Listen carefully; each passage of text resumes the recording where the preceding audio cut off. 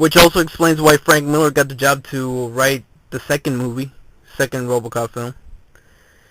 But anyway, the similarities, there are a lot of similarities, but I'm gonna name a few. Okay, first of all, I'm gonna name three. Okay, number one, Batman and RoboCop, their costumes kind of looked similar. Well, in the first part, because in the first part he is wearing a blue.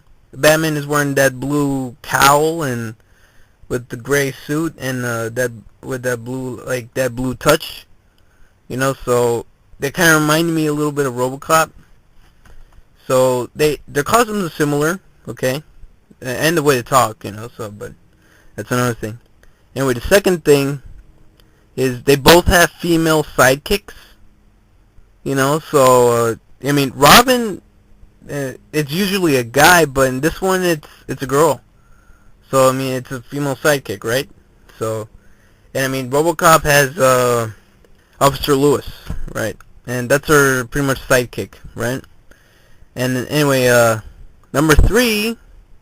Now, remember that scene in RoboCop where RoboCop is in City Hall, and one of the guys that works at City Hall has taken a lot of people hostage, and RoboCop pretty much pwns him by breaking through a wall and grabbing him and pulling him out and throwing him out the window. Batman does something similar to that, because it involves two mutants, right? And these two mutants, they pretty much have a kid hostage or something, and one of them goes, "Where's the bat?" And then Batman out of nowhere grabs that mutant, but through a wall in a similar fashion. Just pulls him right through, and takes the gun that the guy's carrying and just shoots at the other guy. But kind of misses, or no, it hits one guy, but there were three guys. But it hits one guy, he kills one mutant, and the other one's, "Back off, man, I'll waste her, believe me, I'll do it, I'll kill the kid." And then Batman somehow gets on the roof and just drops on top of him and saves the kid. And he goes, "I believe you." So that's kind of reminiscent of RoboCop. But if anything, like I said, Batman doesn't rip off RoboCop. RoboCop rips off Batman. So, why did Frank Miller didn't do anything? I don't know. Maybe they just figured, why don't you write the second movie for RoboCop and call it even, So, anyway, so that's a little trivia, you have right there. Anyway, now I'm going to be talking about the movie, how I would do a movie for this comic book.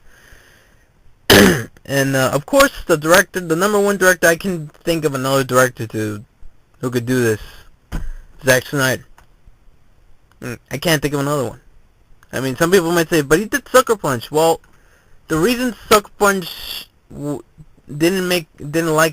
lot of people didn't like Sucker Punch is, I did personally, but the reason a lot of other people didn't like it is because he wrote it. He doesn't have to write this. It's already written. So, I mean, as a director, he kicks ass. As a writer, granted, not the best writer, okay? So, the director, he can definitely pull this off, Plus, he did 300 and Watchmen. I mean, look at that. So he can do this kind of thing. So Zack Snyder is director. As for writer, you don't need a writer. You just need it's already written, so you just need a guy to pretty much write the screenplay for this. So maybe the guy who did Watchmen, maybe, because he did a good job. Anyway, I'm gonna get right into the cast because there's a lot of people I'm gonna be talking about. A lot of people. There's a lot of characters in this, so anyway, I'm gonna start with the chapters. The characters that are introduced in chapter 1, I'm gonna be talking about first. Of course, number 1 on the list is Batman, and now a lot of people have now I don't know what other people think, but personally, as a fan, I would love to see this. Have Sylvester Stallone play Batman. An older Batman. Why not? I mean, the man, fans want him. And Frank Miller himself wants him. Now, I don't know about Zack Snyder, but Frank Miller definitely wants him to play Batman. You know, and I remember when I first read the story, the Dark Knight Returns, I had in mind Tom Selleck as well, but maybe he's like a second part or something, because I want Sylvester Stallone. As simple as that. I want Sylvester Stallone. You know, so I would love to see Sly play an older Batman.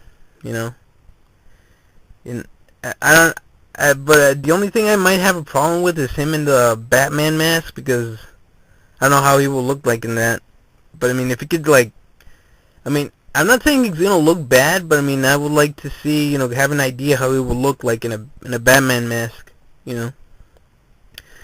So anyway, so we're Stallone for Batman. If not him, Tom Selleck. But I mean, if you can't get him, please get him under any get this. What's the word? Whatever means necessary. Get Sylvester Stallone. Anyway, the second guy I'm gonna be talking about is Two-Face.